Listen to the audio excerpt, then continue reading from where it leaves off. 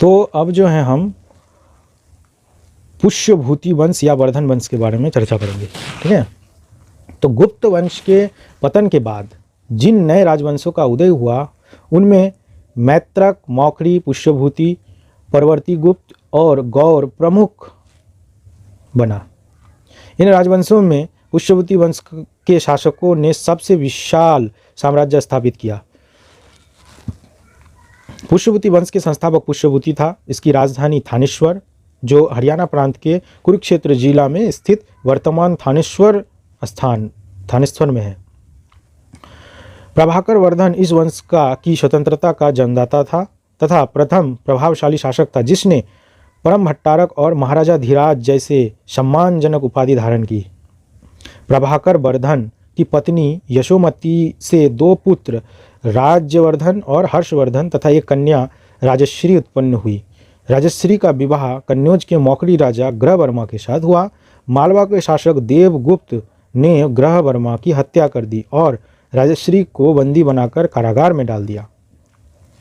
राजवर्धन ने देवगुप्त को मार डाला, परंतु देवगुप्त के मित्र गौर नरेश शशांक ने धोखा देकर राज्यवर्धन की हत्या कर दी।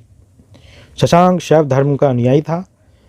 इसने बोधि वृक्ष जो बोध गया में था उसको कटवा दिया। राजवर्धन की मृत्यु के बाद 606 ईस्वी में 16 वर्ष की अवस्था में हर्षवर्धन थानेश्वर की गद्दी में बैठा। हर्ष को शीलादित्य के नाम से भी जाना जाता है। उसने परम भट्टारक नरेश की उपाधि धारण की थी। हर्ष ने शशांक को पराजित करके कन्नौज पर अधिकार कर लिया तथा उसने अपनी राजधानी बनाई। हर्ष और पुलकेशिन द्वितीय के बीच नर्मदा नदी के तट पर युद्ध हुआ जिसमें हर्ष पराजित हो गया था।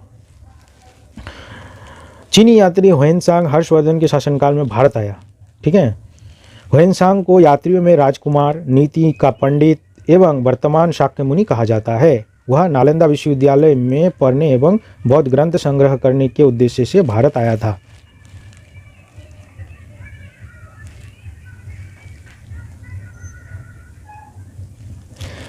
हर्ष जो है 6 से 41 ईस्वी में अपने राजदूत चीन भेजा और 643 ईस्वी एवं 645 ईस्वी में 2 चीनी दूत हर्ष के दरबार में आया। कश्मीर के शासक से बुद्ध के दंड अवधेश बलपूर्वक प्राप्त किया था। हर्ष ने पूर्वज भगवान शिव, जो हर्ष के पूर्वज थे वो भगवान शिव और सूर्य के अनंत उपासक थे। प्रारंभ में हर्ष भी अपने कुल देवता शिव का परम भक्त था। चीनी यात्री हुएनसांग से मिलने के बाद उसने बौद्ध धर्म की महायान शाखा को राजश्रय प्रदान किया तथा वह पूर्ण बौद्ध बन गया। ठीक है, हर्ष के समय में नालंदा महाविहार महायान बौद्ध धर्म की शिक्षा का प्रथम केंद्र बन गया। हर्ष के समय में प्रयाग में प्रति 5वें वर्ष एक समारोह आयोजित हुआ करता था जिसे महामोक्ष परिषद कहा जाता था।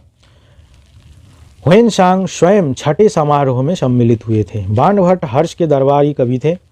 उन्होंने हर्षचरित एवं कादंबरी की रचना की। बाणभट्ट के गुरु भरचू थे। प्रियदर्शिका, रत्नावली तथा नागानंद नामक 3 संस्कृत नाटक ग्रंथों की रचना हर्ष ने की थी। कहा जाता है कि धावक नामक कवि ने हर्ष से पुरस्कार लेकर उनके नाम से ये तीनों नाटक लिखा था। हर्ष को भारत का अंतिम हिंदू सम्राट कहा गया है, लेकिन वह न तो कट्टर हिंदू था और न ही सारे देश का शासक था। हर्ष के अधीनस्थ शासक महाराज अथवा महासामंत थे। हर्ष के मंत्रिपरिषद में मंत्री को सचिव या अमात्य कहा जाता था। सुशासन की सुविधा के लिए हर्ष का साम्राज्य कई प्रांतों में विभाजित था। प्रांत को भुक्ति कहा जाता था। प्रत्येक भुक्ति का शासक राजस्थानीय, उपरिक अथवा राष्ट्रीय कहलाते थे। भुक्ति का विभाजन जिलों में हुआ था, जिससे भुक्ति का विभाजन जिलों में हुआ था। जिले की संज्ञा थी विषय, जिसका प्रधान विषयपति होता था। विषय के अंतर्गत कई पाठक यानी आधुनिक तहसील होते थे। ग्राम शासक की सबसे छोटी इकाई थी। ग्राम शासक का प्रधान ग्रामक्ष पट्टलिक कहा जाता था।